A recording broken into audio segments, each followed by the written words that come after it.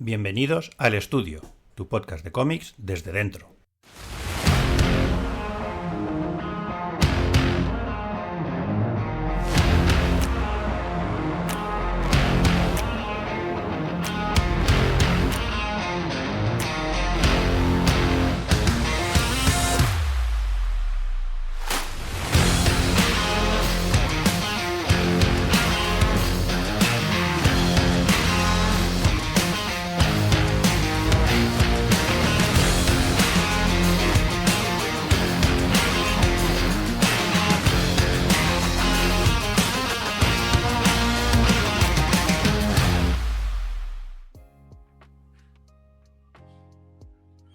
Bienvenidos y bienvenidas a un nuevo número de la serie regular del Estudio, el podcast de cómics hecho desde la trinchera.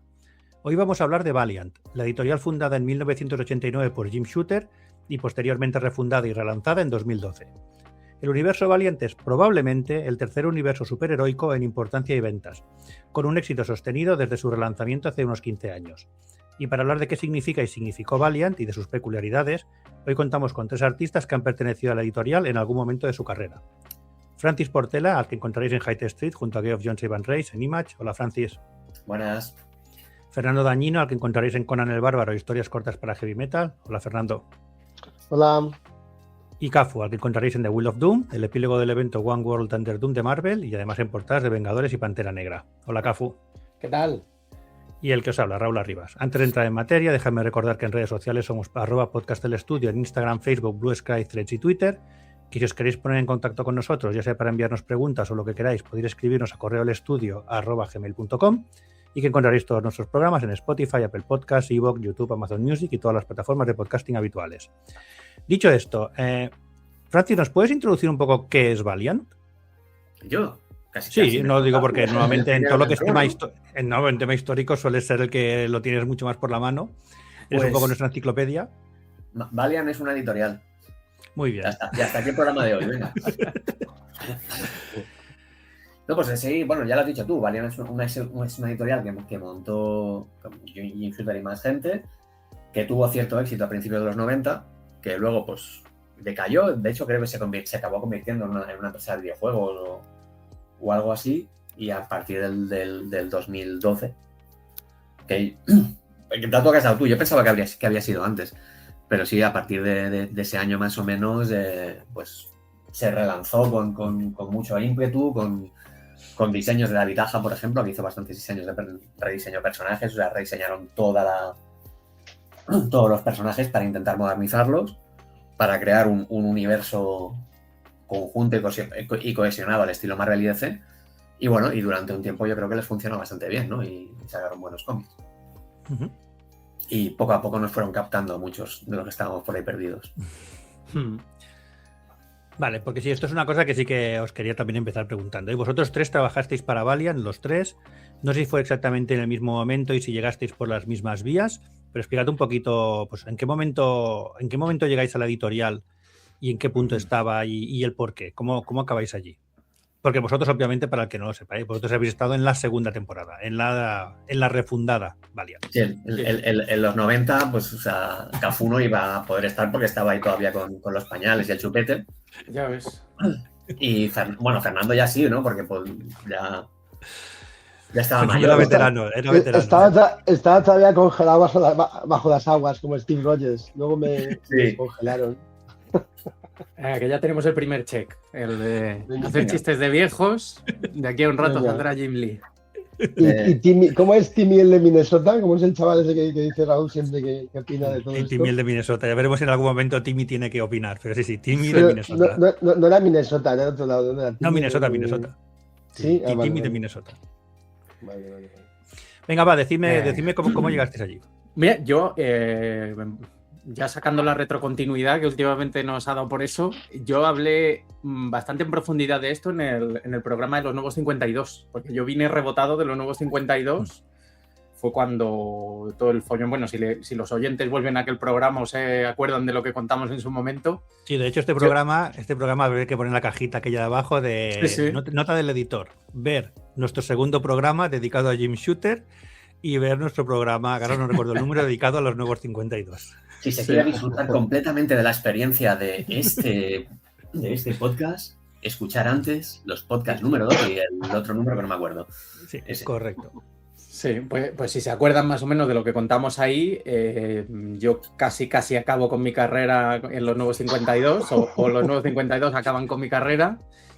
El peor momento que yo recuerde de todos los años que llevo dibujando cómics para Estados Unidos, y no sabía lo que iba a ser de mi futuro en ese momento. Empezamos pues a movernos por otras editoriales, yo y mi agente, y a ver qué surgía. Y justo en el último segundo, cuando estaba a puntito de meter pie en Marvel, apareció la oferta de Warren Simmons, que es una figura que yo creo que vamos a nombrarla varias veces en el programa porque es la más importante de este segundo relanzamiento de Valiant. Y es un editor que ahora dirá Francis de dónde vino, porque yo no lo recuerdo de dónde salió Warren Simmons. No sé si tú lo tienes presente, Francis, esto. Pues no lo tengo presente. Juraría, me suena DC, pero no estoy seguro. O puede que no sé por qué me suena Marvel. Es que me está sonando un poco... bueno, a lo mejor sí es de la Marvel de esos primeros 2000 más experimental, de la que también hemos hablado en otros programas. Yo creo que ahí aprendió ese estilo de editar y de cohesionar universos superheroicos y tal. El tío debió ser una esponja en aquella época y todo lo puso en práctica para este relanzamiento de Valiant. Y yo siempre digo que el tío... es de los editores con más olfato para encontrar autores y gente con una calidad buena que queda un poco en segundo plano para Marvel y para DC, y él lo repesca. Es como si fuera un Nick Furia de segundas ligas del cómic americano. Y no sé si a Fernando y a Francis les pasó, pero a mí fue el que me contactó en su momento y me salvó totalmente, porque vamos, es para mí los años de Valiant... ¿Cómo? Como el Monchi del Sevilla, ¿no? ¿De qué año estamos hablando, Cafu? El 2013. O sea que justito no el lanzamiento en sí, pero casi. Sí, ya lo tenían bastante estructurado todo y tenían muy buenas series y ya como que se veía el estilo por el que iba a tirar la editorial en el momento en el que llegué yo. Pero sí que es verdad, me ha sorprendido que fuera de 2012. No recordaba que justo el año antes fue cuando empezaron ellos y yo llegué al poco tiempo. Pero vamos, ya te digo que lo tenían todo encarriladísimo y Warren Simmons tenía una visión clarísima de lo que tenía que hacer y lo que quería hacer con los personajes de Valiant. ¿A qué serie fuiste tú? Pues yo empecé en Unity, que son como los Vengadores de Valiant, cogiendo un poco los buques insignia de la editorial y juntándolos en la misma serie. Y así fue como empecé en 2013 y 6 años del tirón hasta que luego ya di el salto a Marvel de nuevo. No, tú eras el que posiblemente más tiempo estuvo en Valiant. Sí, de nosotros. Y podría haber estado más, porque la verdad es que las condiciones, me imagino que también hablaremos de esto más adelante, las condiciones eran buenísimas. Yo creo que es el sitio en el que más a gusto he estado con diferencia de todos los años estos trabajando para los americanos. Yo no puedo decir lo mismo. Fíjate, mi experiencia fue diferente, ¿no? O sea, ahí iba a decir algo, ¿no? Sí, a raíz de lo que decías tú, sí que Valiant tenía una idea al principio muy interesante, que era el ir rotando a los dibujantes cada 4 números en las series, ¿no? Y era interesante por lo que hemos hablado muchas veces, que ya no se puede dibujar un cómic al mes, o muy poca gente puede hacerlo con el nivel de acabado que se exige. Y entonces, pues de esa forma, tener 4 números bien hechos y que el dibujante del segundo arco ya esté trabajando en esos primeros números con suficiente antelación, pues para que vayas rotando y siempre tengas pues como 2 dibujantes regulares, ¿no? Esa era la idea al principio, pero también es de esas ideas que al poco se fue a la mierda, que pocas veces se repetía arco. Algunos, no sé si tú, Cafu, lo hiciste, lo de repetir en una misma serie varios arcos diferentes. Pues ahora que lo dices, creo que no, ¿eh? Pera Pérez sí que lo hizo, por ejemplo, de hecho comentaré mucho a Pera seguramente en este capítulo. Pera Pérez en Archer y Armstrong sí que lo hizo, pero no me suenan tantos que lo hicieran. Es verdad, puede ser que él estuviera muy cómodo con Fred Van Lente, creo que era el guionista. Sí. Juraría que Pera le gustaba estar allí y debió pedir quedarse. Yo en ningún momento dije nada, simplemente les comenté las preferencias que tenía de personajes y tal. Y sí que es verdad que estuve dando saltos, que haces como arcos en los que te solían dar tiempo y tal para hacerlos con calma, pero ya una vez que acababas te llevaban para otro sitio. Y me dio tiempo a dibujar, yo creo, a todos los personajes de la editorial en esos años.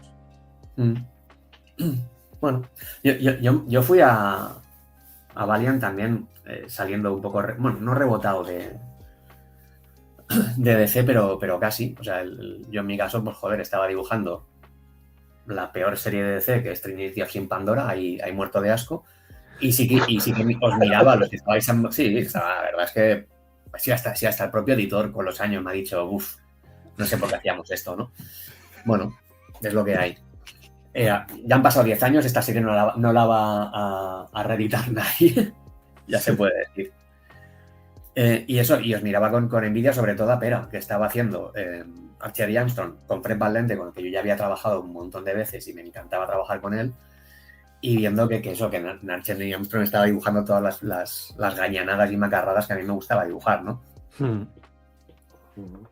Y pasó que en ese viaje a Nueva York, en el que iba con Acuña, del que ya he hablado un montón de veces, pues como DC estaba a punto de mudarse de costa y había editores que no iban a mudarse porque, joder, al final es como mudarte a otro país, ¿no? Si la compañía se iba, era mudarte a 3.000 kilómetros.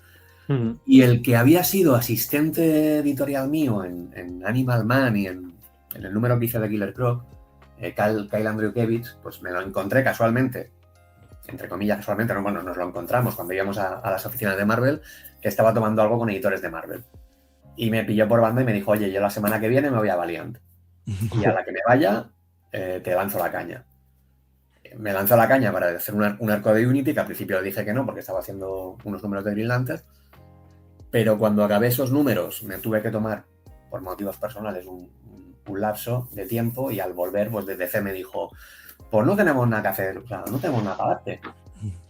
Y bueno, pues David, nuestro agente, rápidamente llamó a Valiant y en nada, en pocas horas ya estaba firmando con ellos para trabajar precisamente con Fred Van Lente, que es lo que yo quería, ¿no? Y contento que me quedé, ¿no? Porque has comentado así de pasada que tú desde fuera los veías a los que estaban dentro y que parecía como que aquello brillaba mucho. Aquello brillaba mucho y aquello, o sea, yo lo veía como el decir, joder, o sea, en DC, que es la grande, no te dejan hacer nada y, o sea, bueno, eres un engranaje más y cuesta moverse, y estoy eso, y yo estaba en el rinconcito más apartado de DC, ¿no? Y en Valiant dices, bueno, pues puedo ser pez grande en estanque pequeño, cosa en que en DC soy pez pequeño en estanque inmenso, ¿no? Entonces, pues, y veía y creía que iba a tener más oportunidades de eso, de dejar un poquito más de mí, ¿no? En los cómics que hicimos. Y para mí la cosa empezó de puta madre, realmente. Luego ya no fue tan bien con el tiempo, pero empezó de puta madre porque empezó haciendo un arco argumental en una serie que guionizaba Fred Van Lente, que me parece lo mejor que hice para Valiant. O sea, y me sigue pareciendo una maravilla esa miniserie, la de Ivar Time Walker. De hecho, es una pasada lo que hiciste ahí, ¿eh? Y ya no lo que hice yo, sino la serie. La serie me parece genial. Ya, bueno, pero porque te permitieron trabajar ahí bastante súper creativos, eso lo que hiciste ahí, la verdad. Mis números, los de Clayton Henry y los de Pera Pérez después. O sea, la serie en sí, esos 12 números, me parece una serie cojonudísima que recomiendo a todo el mundo, que puedes leerte sin necesidad de conocer nada del universo Valiant, y es cojonuda. Y bueno, y ahí empecé. Y ya volveré luego a lo mío. Le cedo la palabra a Fernando, que diga él. Yo, antes de que empiece Fernando, voy a decir algo parecido a lo que ha dicho Francis. Mi trabajo favorito de toda mi carrera hasta ahora lo he hecho también en Valiant. Y no por mi trabajo en sí, sino por la calidad de los guiones con los que trabajaba. Oye, yo no digo el favorito de mi carrera, sino mi favorito en Valiant. Vale. También fue ese. Sí. ¿Tú cuántos años estuviste, Francis, antes de que Fernando nos explique su experiencia? Yo creo que estuve unos 4 años aproximadamente. O sea, no tanto como Cafu, pero también tela. O sea, no... Sí, fue tela, y de hecho Cafu se fue antes de que me fuera yo. O sea, con Cafu a lo mejor coincidí un par de añitos o así en Valiant.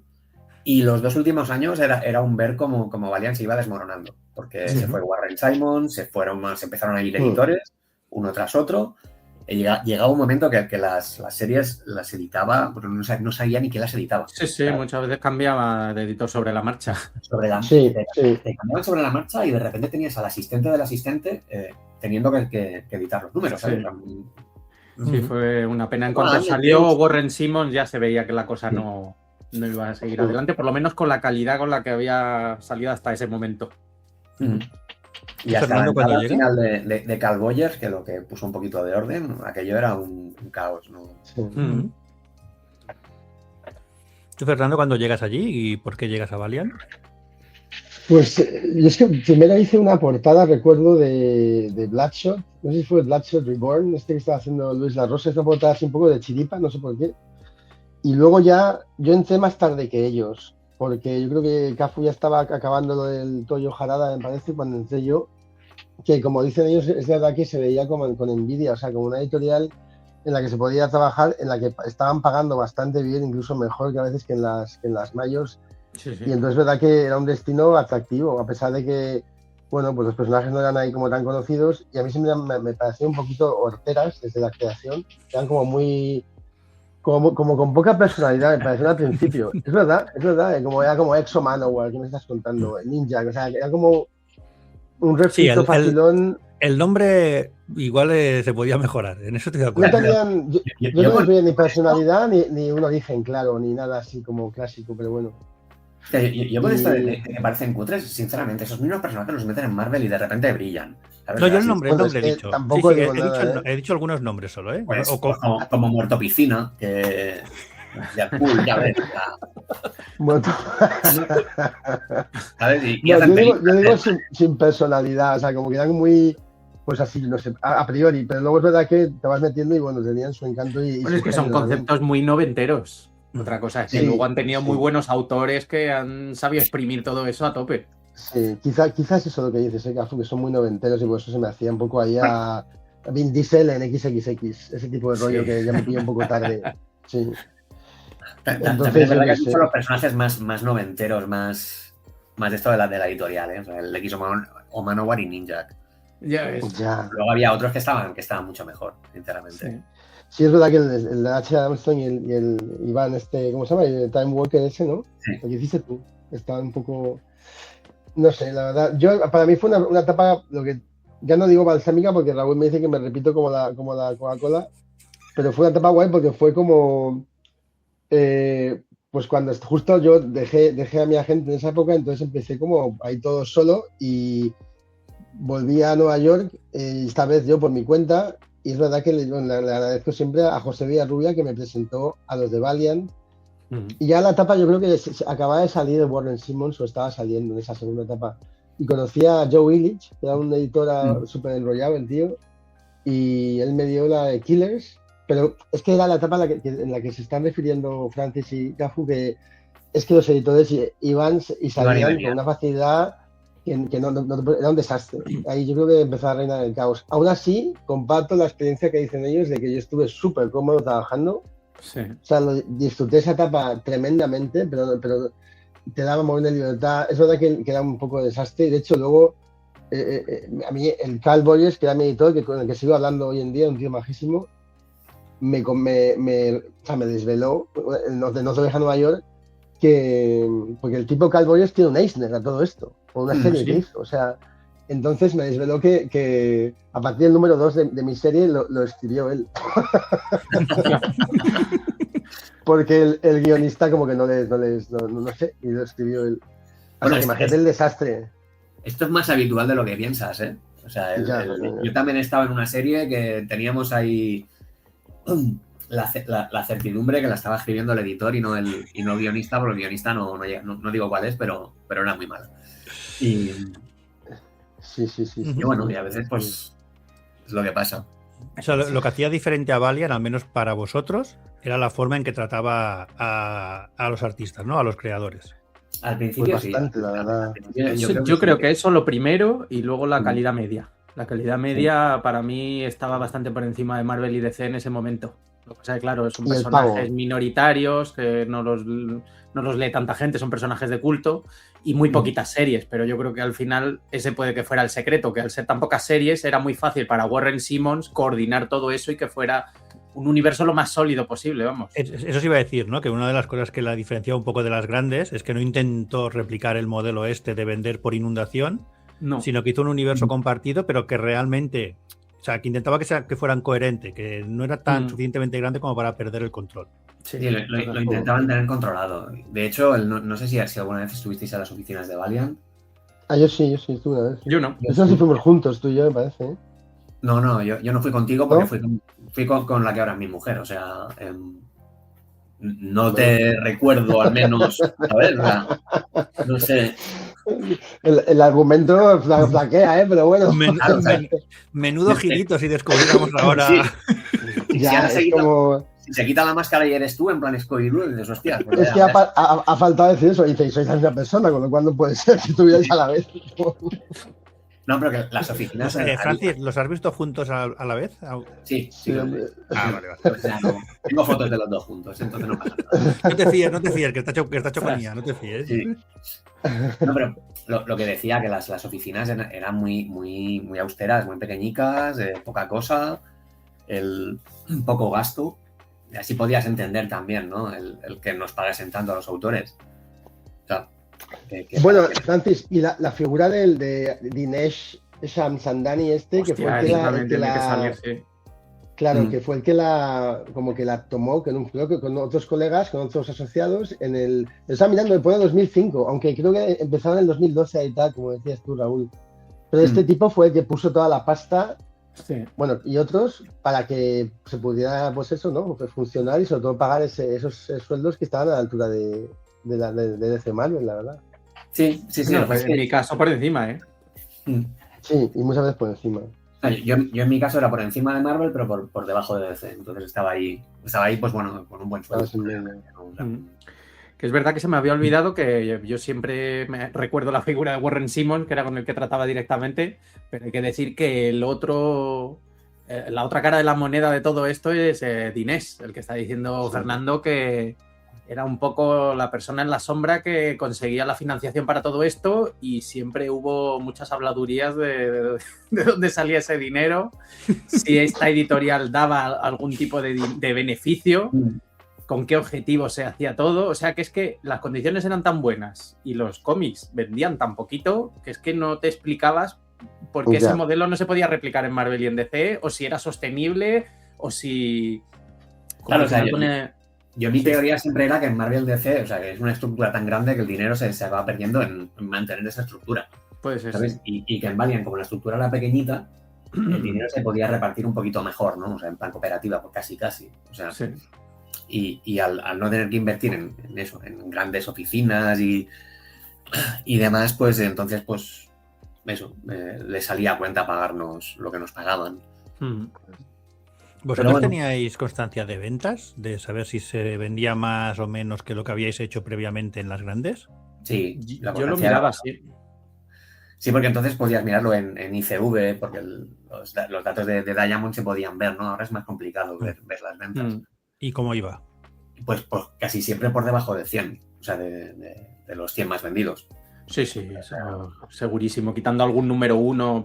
Creo recordar que el número uno de Unity que hizo Doug Braithwaite, creo que ese sí que llegó a romper esa barrera y poquitas más cosas. No sé si... ¿Cómo se llamaba el personaje este que hiciste tú, Francis? El de la chica esta rubia... Faith. Sí. Juraría que Faith tuvo algún pelotazo también de ventas, ¿no? Algún número uno.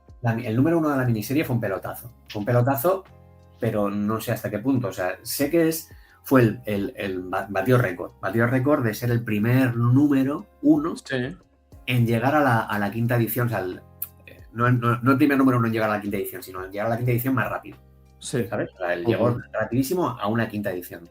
Ahora la pregunta es, ¿de cuántos números eran cada edición? Claro. ¿Sabes? O sea, claro. Yo jamás vi un céntimo de royalties de Valiant. No, eso es imposible. Entonces dices, vale, 5 ediciones, pero si has sacado 100 números de cada edición, me lo he inventado, no se lo de 100 números, pero te has sacado unas ediciones muy, muy cortitas, pues entonces claro que has llegado a la quinta edición, ¿sabes? Con nada que hayas vendido. Pero no sé, o sea, yo creo que la serie que más vendía, la que más, tirando a muy, muy alto, vendía en torno entre 15.000 y 20.000 ejemplares. Sí, es lo Yo que me os iba a parece, comentar, y me parece al mucho principio. eso, ¿eh?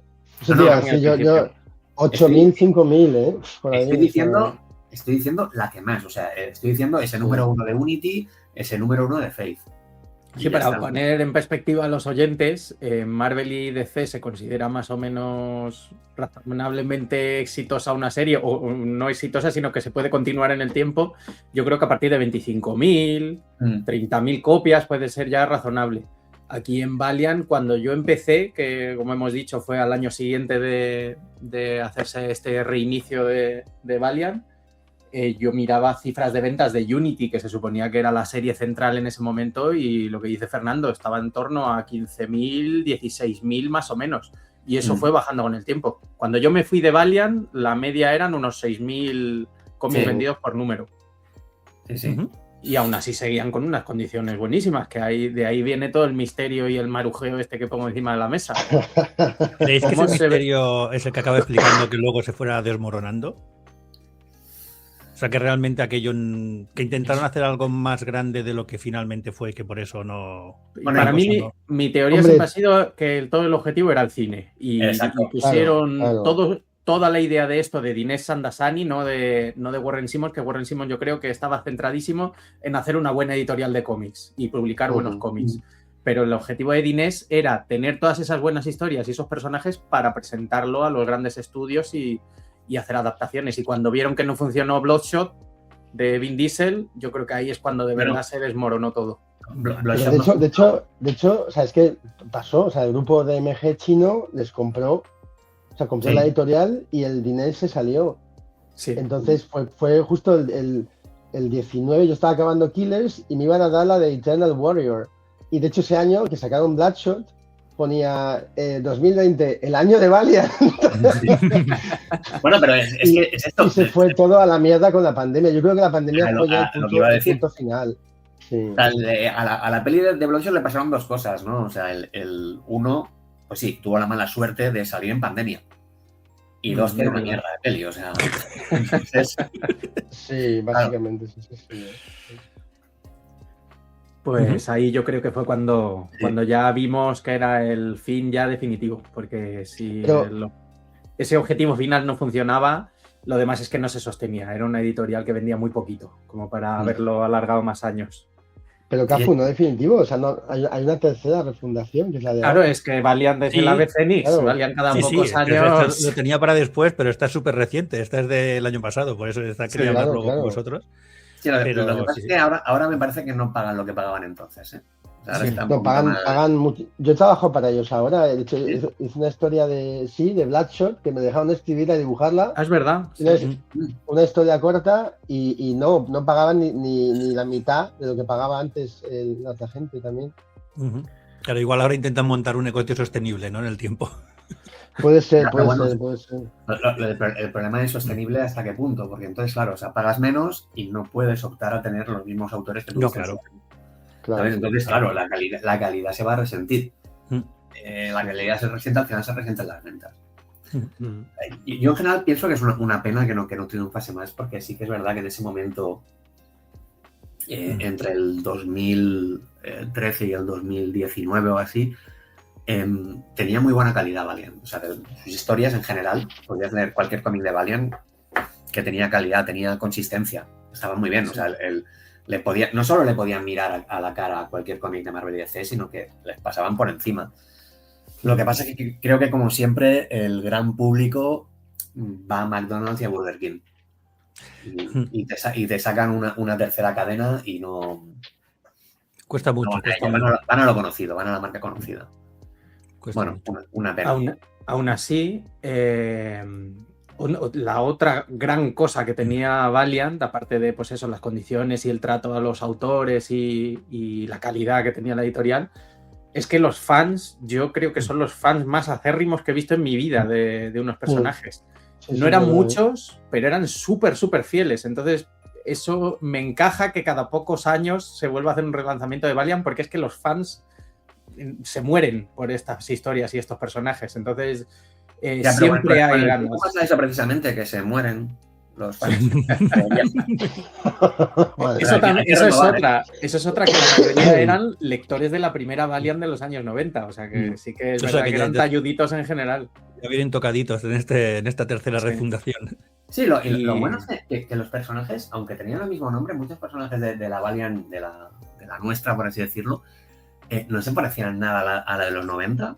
Y aún así a esos fans les encantaban igualmente, ¿eh? No tenían problema con eso. Hombre, pero es que si haces buenos cómics, es que Exacto. tienen que estar súper agradecidos, vamos, de que vuelvan sus personajes, aunque sean con otros conceptos y puede que dé sensación de que son universos alternativos a lo que ellos pudieran leer en su momento.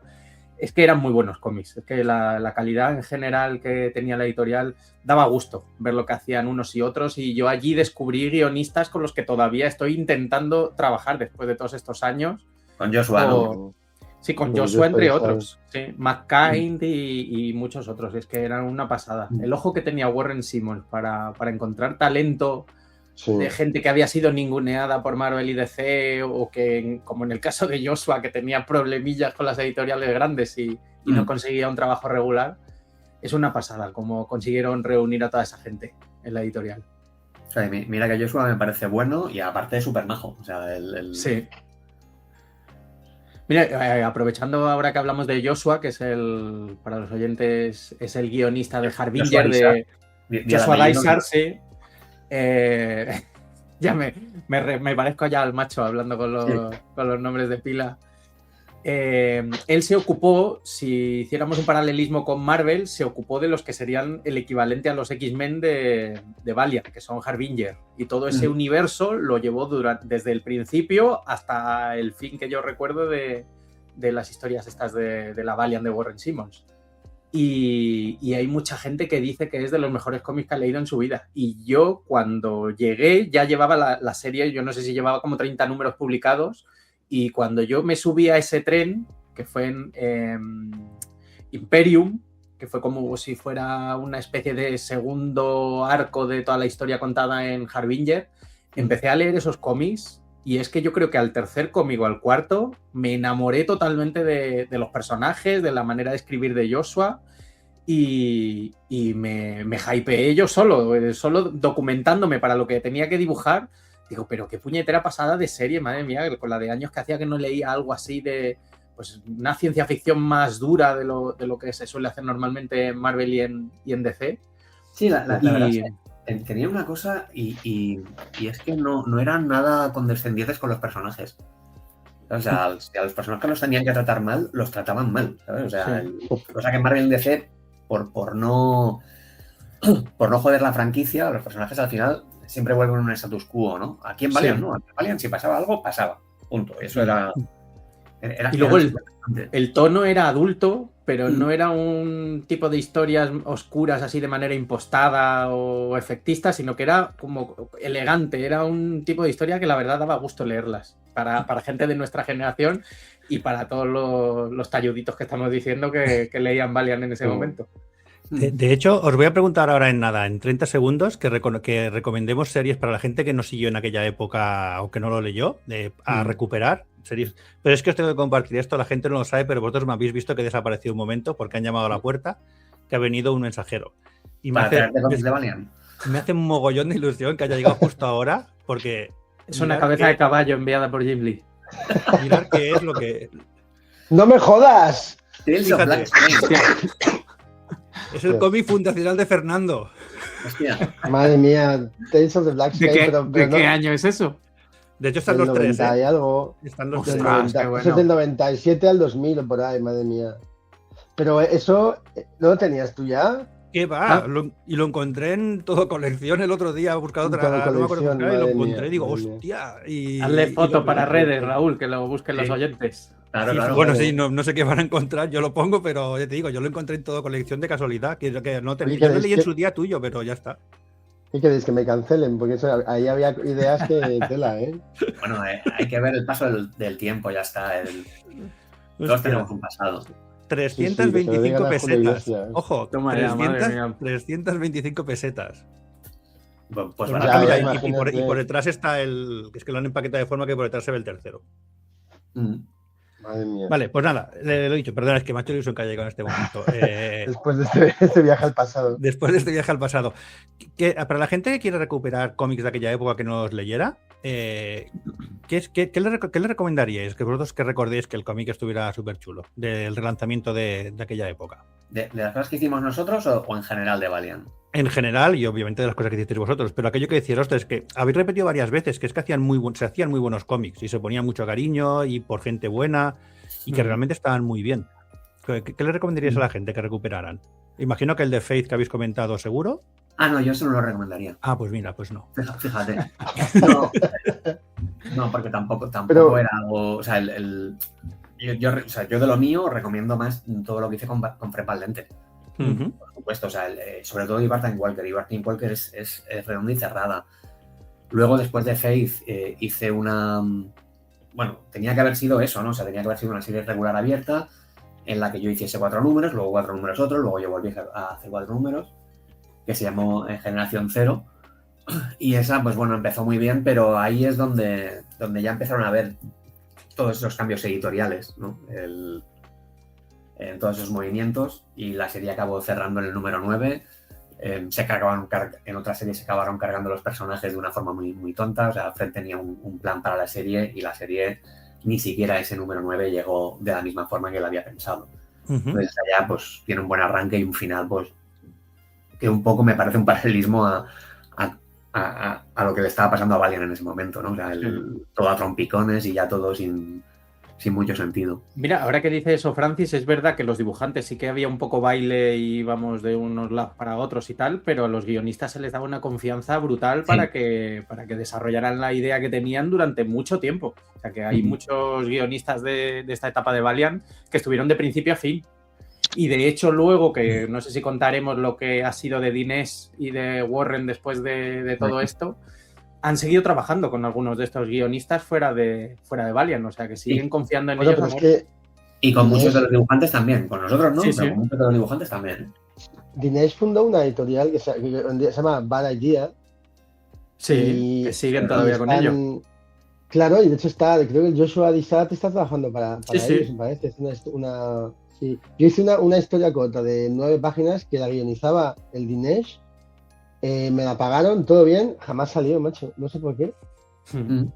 Solo sé que el Dinesh me hizo cambiar 3 veces una botella de whisky. La marca. Se puso creativo ese día. Pero Sí. Bata Idea tampoco ha tirado mucho adelante, no sé, o sea, no es... No. Valeria no está tirando mucho, no sé por qué. Mira, otra sensación que tengo yo con Dinés, que no lo sé seguro porque ya os digo que no he llegado a conocerle nunca en persona ni a hablar con él, es que es muy friki, le gustan mucho los cómics y los de Valiant seguramente también. Es coleccionista, un coleccionista Sí, parece. tremendo de originales, de páginas originales y portadas. Yo creo que aunque tuviera esa idea de vender derechos a cine y tal, lo hacía también por amor al cómic y a estos personajes. Y hay algunas decisiones que tomaron, en concreto lo del tema del trato a los autores y las condiciones, querer mimar al autor para que salgan buenos cómics, es algo que continuaron después de Valiant. Y hay una anécdota que a mí me gusta mucho y me hace entender muchas de las decisiones que tomaron en nuestra etapa en Valiant, y es que cuando Dinés vendió esos derechos de Valiant a los siguientes propietarios, no sé quiénes serían, ese dinero que sacó, que yo creo que no le hacía mucha falta porque por lo visto tiene bastante pasta este Dinés, ese dinero decidió reinvertirlo otra vez en todos estos autores que se llevó con él a Bad Idea, y por lo que me han contado sigue pagando muy bien a estos autores con ese dinero que sacó de su etapa en Valiant. O sea que ahí está un poco la idea de por qué había tanta calidad en la editorial, y que por lo que se ve, no he leído ningún cómic de Bad Idea, pero por lo que se ve están siguiendo por ahí todavía. No te has leído ningún cómic de Bad Idea porque, bueno, no sé compraron por crowdfunding algunos de ellos, de hecho, o... Creo que ser, sí, sí. ¿no? Creo que sí. Sí, o sea, Y no me he leído ninguno porque es que no tengo porque tiempo cuesta de de leer verlo. ninguno en general, o sea que, pero vamos, sí me gustaría. Cuesta de verlo, o sea, ya más, o sea, aparte de que aquí no se ha publicado, ¿no? O sea, en ningún cómic de Badidia, pero es que en Estados Unidos tampoco recuerdo haber visto. Entonces, no sé. Es... ¿Qué más viendo recomendaríais? los autores y cómo ha funcionado, cómo funcionó la editorial hasta ese momento, estoy seguro de que son cómics buenísimos también los de Bad Idea, o como mínimo con un nivel medio de calidad por encima de la media. Seguro. ¿Qué más recomendaríais de la Valiant de aquella época? Alguien que quiera rescatar.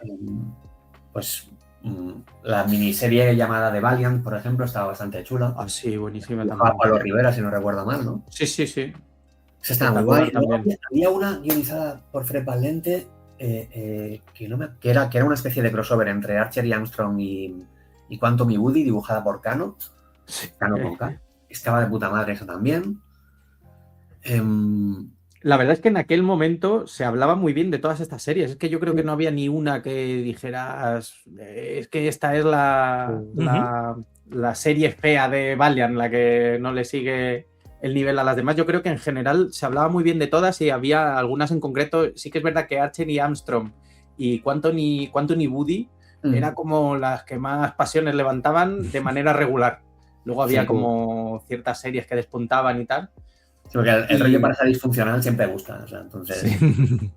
Pero yo en mi caso, con las que más conecté, y ya lo he dicho hace un momento, toda la etapa de Harbinger, luego Imperium y luego La vida y muerte de Toyo Harada, que es la que tuve la suerte de dibujar yo, para mí eso es una barbaridad. Y son como 40, 50 cómics en total, que si alguien quiere meterse en unos cómics con una calidad altísima y fantasear con lo que este tío podría haber hecho con X-Men si Marvel le hubiera dejado...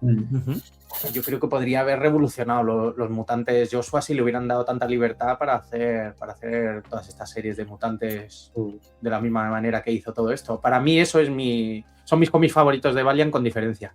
Es curioso porque yo creo que tú y yo estábamos como en extremos opuestos dentro del universo Valiant. Porque tú estabas en eso, en lo que era todo el rollo Harbinger y todo el rollo Unity. Y yo estaba más en el lado Archer y Armstrong, lo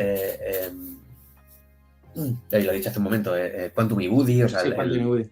Y cuando dices Archer y Armstrong y Eternal Warrior y ahí va Walker, que eran los tres hermanos y tal, como que no se pegaban demasiado, no se juntaban demasiado estas dos. Sí, ¿verdad? Incluso por tono, ¿no? Yo creo que es como que estaba la sección de ciencia ficción más seriota, más cruda y tal, y luego la parte más de humor, que al final yo creo que he oído mejores críticas de la parte de humor de la editorial que decían que habían cómics buenísimos.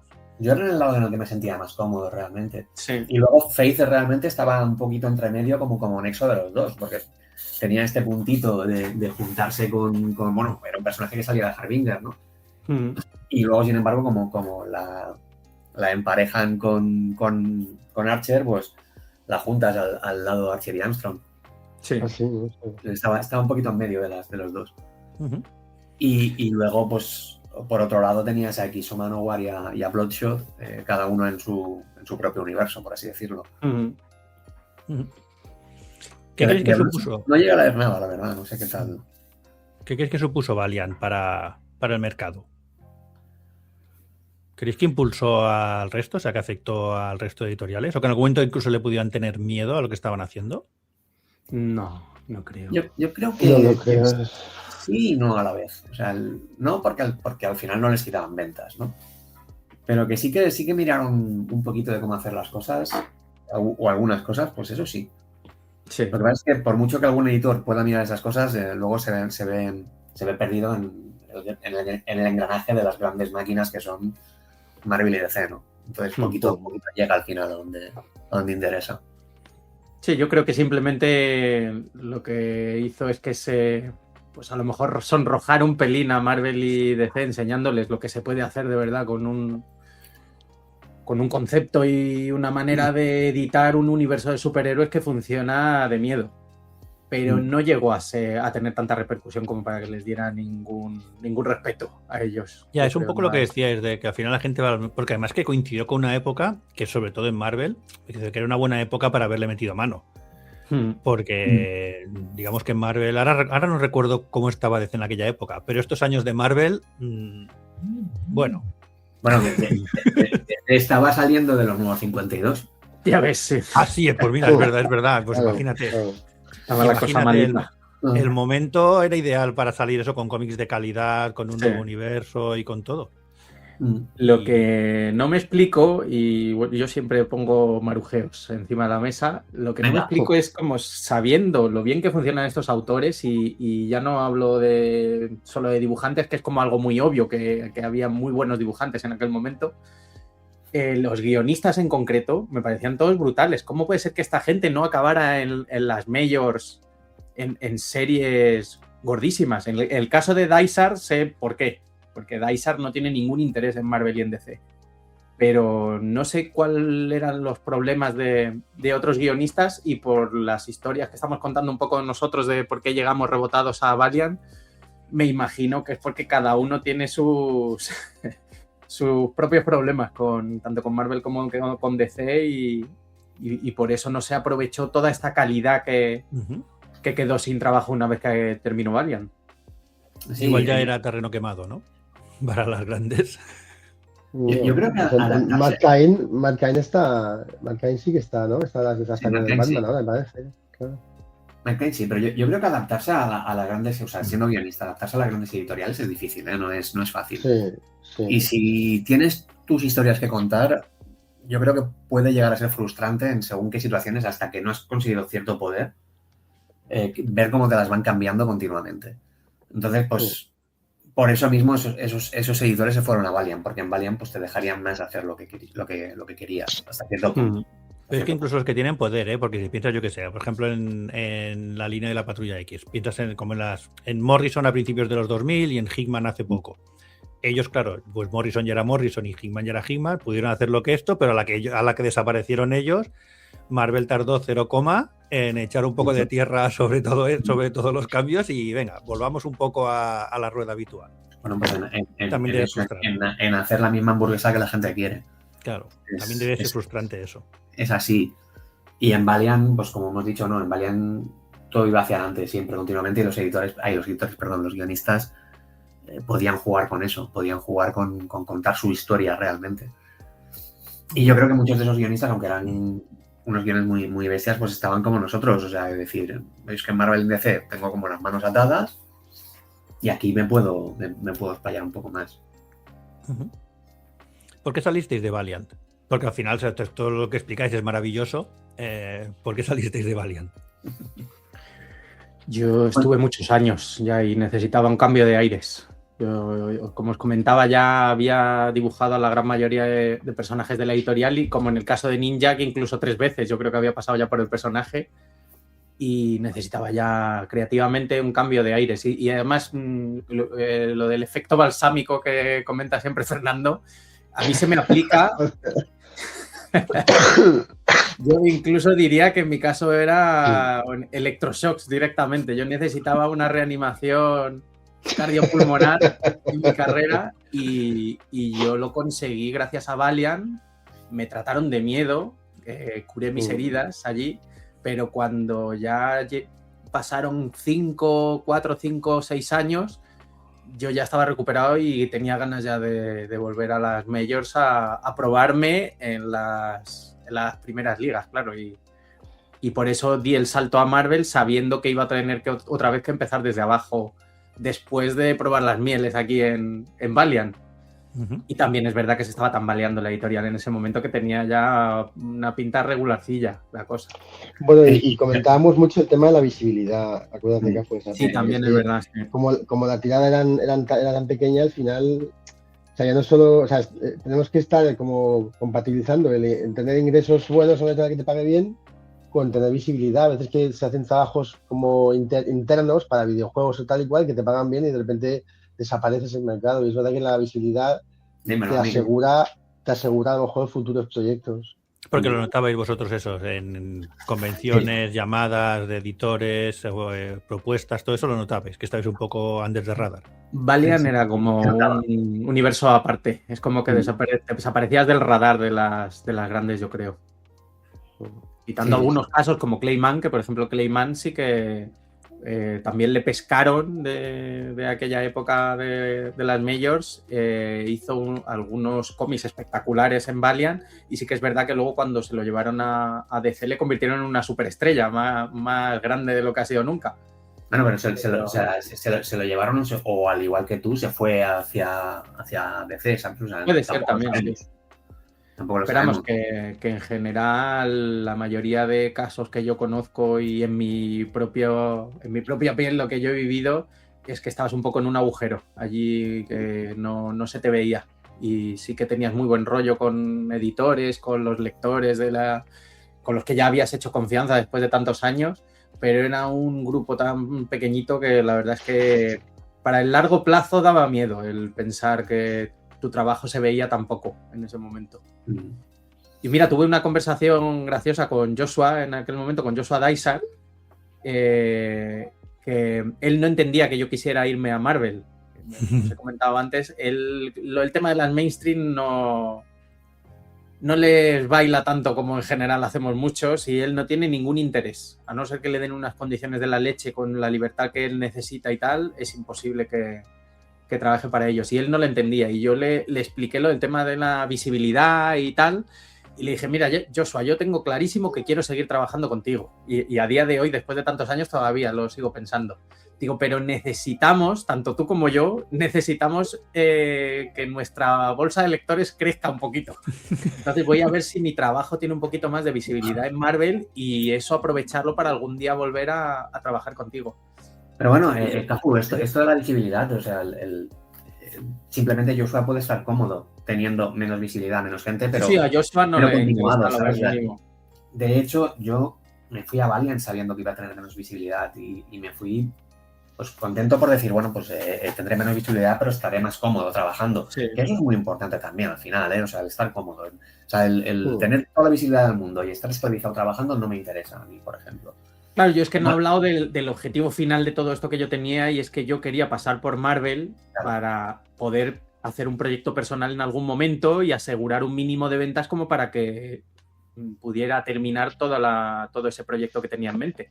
Sí que es verdad que no me ha funcionado para nada, porque llevo ya 6 años en Marvel y todavía no he visto que sea un buen momento para hacerlo, porque la idea que no ha sido un camino triunfal tampoco, ni mucho menos. O sea que en ello sigo. Tú dices que empezaste a ver como que yo se tambaleaba. Yo pillé el tambaleo totalmente en Valiant, ¿eh? O sea, de hecho, a lo mejor no sé si fueron 2 años buenos y 2 años de saltar de un lado para otro, de hacer one shot aquí, one shot allá, sí. De hacer cómics que no acabas haciendo tú porque el editor te ha dicho una fecha de entrega y luego dice, uy, no, que no eran estas, que son estas menos, venga, que lo acabe otro, y cosas así. Hasta que en mi caso, pues ya me llega, después de cuando ya sí que había entrado Calboyers y había puesto un poco de orden, haces 4 números, preguntas, ¿qué es lo siguiente? Te dicen, uy, pues ahora mismo no tenemos nada. Y bueno, pues como ahí David actuó rápido y me buscó cosas en otro lado, pues me fui a Skybound, donde tuve menos visibilidad todavía, ¿no? Pero bueno.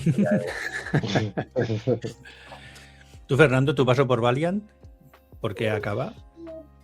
Acaba porque, bueno, empezó el 20 y me habían ofrecido la de Eternal Warrior, estaba haciendo bocetos ya, y nada, llegó la pandemia y la editora me dijo que se acababa. Y nada, entonces llegó Titan con Blade Runner, que ya me habían contactado antes, y me ofreció una cosa muy seria, y pues es que ni me lo pensé, claro, porque era una época de mucha incertidumbre.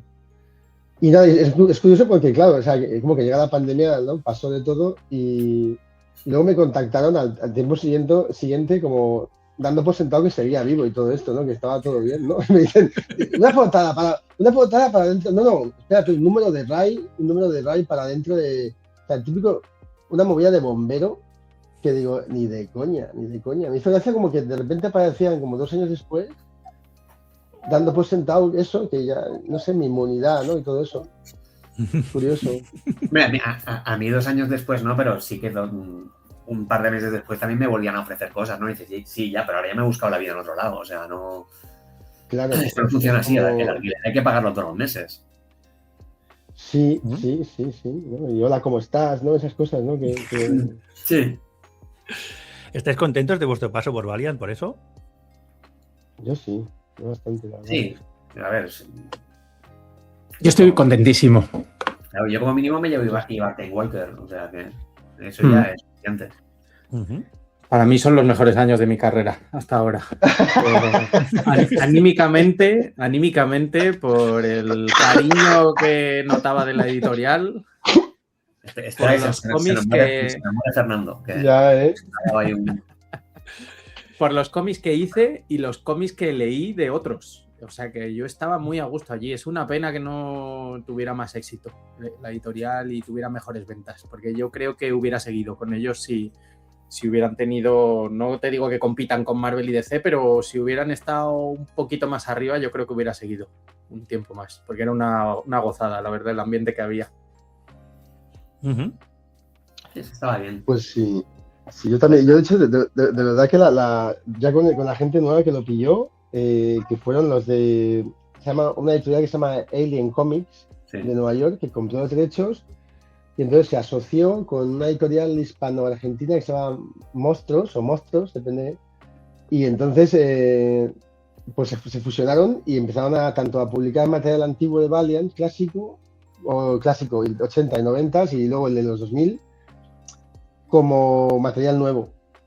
Y la verdad es que a pesar de que eso era la mitad, yo te juro, cuando me mandaron el tomo ese de Bloodshot, me hizo tanta ilusión ver una historia mía de Bloodshot ahí aparte es que es una ida de bola, entonces estoy muy contento de eso, la verdad. Te juro, súper... O sea, es raro que me llegue un cómic mío y yo esté orgulloso, la verdad, pero de ese se fue, no sé, mola. Está guay. A ver si Monstruos se estira y también empieza a reeditar las cosas de nuestra Valiant, ¿no? De la de Cafunía. Ya, sí. Que haría ilu volver a ver esas cosas publicadas por aquí. Ujú. ¿Qué os iba a decir? ¿Habéis leído algo del nuevo lanzamiento? Como decíamos antes, bueno, primero me hace mucha gracia porque hoy tenemos un debut en el podcast y Cafú ya no está haciendo dos cosas a la vez, sino que está haciendo tres, que está haciendo el podcast, está currando y está cuidando de su bebé, Sí, lo que me parece ya maravilloso. Hoy está ruidosilla. Digo, a ver si hay suerte y se duerme un poquito, pero bueno, si oís de fondo un búho, no es un búho, es un bebé. Dile que nos cuente qué tal su paso por Valiant. Sí. Sí. Ya leído algo tenemos de- bebés en el podcast ya y todo, madre Ya mía. está, esto Mm. es la nueva, The Next Generation. Falta el príncipe Andrew. Hostia. Está entrado mal, está entrado mal. Nuestro podcast es de actualidad. Habla de cosas que están en el... Te has rascado. Que sea el camarote de los hermanos más. Ya. ¿Qué os iba a decir? ¿Habéis leído algo? Como decíamos, Valiant es como el ave fénix porque se ha vuelto a refundar o relanzar, como lo queríamos llamar el año pasado. ¿Habéis leído algo? ¿Tenéis referencias de lo que están haciendo No. ahora? ¿De si se Yo parece la verdad es que no. a lo que hicieron? Yo es que en general leo muy poco últimamente, entonces... Pero Sí, a mí me pasa referencias lo de mismo. colegas que igual estén dentro, ¿no? Yo creo que salvo lo que hice tampoco. yo, Ahora mismo poco. no sé si conozco a... Porque es que todos los de nuestra etapa están en Bazaidía, los que todavía se han salvado de aquella época. Y para mí esos cómics seguramente serán lo que yo tengo por Valiant. Lo que yo conozco por Valiant es lo que estarán haciendo ellos. Y es lo que me tentaría leer en caso de que tuviera tiempo para leer algo. Pero Ujú.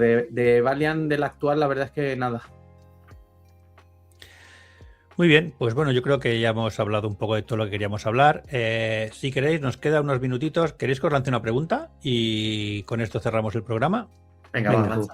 Venga. Venga. Estas nos llegó de Juantástico por correo. Nos hace varias, ¿vale? Hoy os lanzo la primera y ya iremos sacando otras en otros programas. Él nos comenta que recuerda que de pequeño lo primero que leyó de superhéroes era Pocket de Ases de Bruguera, Retapados de la Patrulla, números sueltos de Secret Wars, cosas de aquella época. Y os pregunta o quiere saber cuáles fueron vuestras primeras lecturas superheroicas.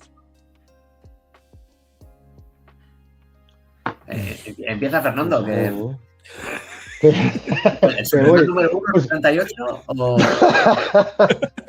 Yo recuerdo el abuelo del... No, el abuelo del príncipe valiente. El príncipe valiente emérito. No, yo recuerdo los de Pocket de Ases, tío, ya que lo ha dicho este tío, yo recuerdo momentos, aunque estaban fatalmente editados, porque hacían o sea, mutilaban las páginas de cómics para reducirlas al formato ese de como era una 5 o algo así.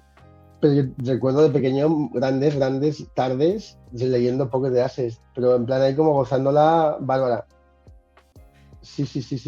Comiendo filipinos de chocolate y leyendo cómics. Tu planazo. Ya, ¿eh? Joder. Y ahora yendo al Tiempos gimnasio aquellos. a tus 50 años para... Y ahora ya que, en fin, sí, ¿eh? Vosotros, Cafu y Que Frankis, cambia ¿qué la fue vida. lo que leísteis de pequeños que os enganchó a este mundillo? Yo cómics de Vértice, de los de en blanco y negro. No comprados por mí, sino pues, unos vecinos que tenía que eran un poco más mayores que yo, de estar en su casa leyendo todos estos cómics, ¿no? O sea, pues, desde, sobre todo Spider-Man. Tenían muchos de Spider-Man, algunos de Capitán América, y recuerdo algunos de esos números. O sea, y bueno, y sobre todo, algunos que se me quedaron muy en la cabeza años después de descubrir que eran de John Byrne o de Sal Buscema. Es decir, Sí. hostia, mira, estos ya venían de... Estos autores ya me habían marcado de muy niño antes de saber que eran autores. O sea. Y eso, y a partir de ahí, pues luego, ya a mediados de los 80, empezar, no sé por qué, a comprar Comics Forum, La Patrulla X y ala. Y hasta el infinito. Ya está hoy. Hasta la ruina. Y hasta la ruina. Sí, Y más allá. La ruina, decadencia. los cimientos de casa que se va a hundir por el peso. Ya, Bueno, no os hostia, quejéis, madre que mía, como he dicho yo alguna vez, aquí al único que le sale a pagar con la industria del cómic es a mí. O sea que vosotros Bueno, no- no sé, estaría ahí la cosa. Qué va. Oye, yo me dejo una pasta, ¿eh? No leo, pero tengo una pila aquí de tomos y de cosas que o bien quiero leer en algún momento de la vida cuando pueda, o los compro para referencias de dibujo. La Me famosa, gasto mi dinerete también, ¿eh? la famosa pila que tenemos todos, Sí. de Bueno, cómics, varias. de libros, de videojuegos, de todo. Joder, qué locura. Buah. No, Pilas, no hay manera de sacar en plural. Sí, las Sí. pilas. ¿En tu Cafu con qué empezaste? Yo en mi caso, que lo hablo con vosotros muchas veces, en general ellos me sacan 10 años. Todos los componentes de este podcast, menos Coello, me sacan 10 años, pero yo creo que he leído las mismas cosas que ellos, porque yo, pues, y juraría que lo he hablado también en algún momento, yo crecí en los 90. Entonces ahí que va a leer un friki que esté más o menos, que tenga una calidad aceptable, era muy difícil. Hasta esta última frase se me ocurrió un mogollón de cosas que podías leer en los 90. Ya cuando has dicho lo de la calidad, ya de golpe se ha Sí, reducido un poco. encima el rollo este gritty y tal que había en aquella época, es que para la edad que tenía yo es que no podía leerlo, aunque hubiera querido. Entonces, yo recuerdo que ya había mucha gente nostálgica de lo que se publicaba en los 70 y los 80 en aquel momento, y yo muchos de los cómics que compré de niño, que me compraban mis padres o que conseguía por terceras personas, eran cosas de los 70 y de los 80. O reediciones de Forum o directamente los cómics de aquella época. Y con los años, yo era tan pequeño que no sabía qué autores estaba leyendo, pero con los años descubrí pues, que eran los X-Men de Chris Claremont, con Alan Davis, con John Byrne. Tengo algunos cómics que hasta hace poco ni sabía que eran de la etapa de Daredevil de Frank Miller. Cómics con los que he flipado con el dibujo y no me pegaba nada que fuera el estilo de Frank Miller, porque yo ya el Frank Miller que conozco más era el de los 90 en adelante. Y tener cómics de autores de estos pesos pesados y ser al final los cómics que más he ojeado y leído con diferencia de niño y de adolescente. Y Marvel, sobre todo, es lo que tengo que decir, porque en mi época la verdad es que DC era muy difícil comprar cómics de DC. Era una cosa que cuando los autores son buenos, aunque seas un niño, se te quedan, ¿eh? Sí, total. Mira, yo todavía sigo obsesionado con alguno de estos cómics que os comento. Tengo hay un anual de Alan Davis en La Patrulla X con Chris Claremont, sí, ya sé cuál que para mí es el top de dibujo de cómics de superhéroes que he visto en mi vida. Está chulo. Ese lo tan bueno. Mira, ese curiosamente es uno de los pocos anuales ahí que no era de Arthur Adams, que era el que... Es verdad que encima el tomito incluía también algunos de Arthur Adams y yo decía, pero qué pepinos de dibujantes, que es que si uno es bueno, el otro mejor todavía. Era alucinante ese tomo. Es en la época que los anuales eran un acontecimiento anual y le daban un plus de calidad, ¿no? Sí. Estaba muy guay. Muy bien. Sí, pues nada, voy a leer la segunda porque no la vamos a contestar, ¿de acuerdo? Entonces yo solo la leo y luego ya despedimos el programa. Es una pregunta que me pregunta a mí, pero me pregunta cuál es mi relación con el mundo del cómic, pero es que me hace mucha gracia porque dice, supongo que no te levantaste un día y decidiste contactar con Fornet, Portela, Cafu, etcétera, etcétera, etcétera, a ver si les apetecía realizar un podcast. Sí. ¿A quién te costó más convencer y a quién sabías tú que tenías en el bolsillo? Esto ya lo explicaremos algún día. Ya algún día explicaremos. Sí, me vas a dejar con la intriga a mí ahora. Los orígenes del podcast. Esto es para el documental de Netflix. Nada, solo quería decir que hemos recibido la pregunta y que esto ya lo contestaremos en alguna otra ocasión. Ostras, así que vamos, si no tenéis nada más que decir, yo por mí creo que ya podemos dar por cerrado el programa. Así que hasta aquí este programa del estudio. Esperamos como siempre que os haya gustado y no olvidéis suscribiros, seguirnos en redes y no os perdáis ninguno. Muchas gracias y hasta la próxima. Hasta luego. Hasta luego.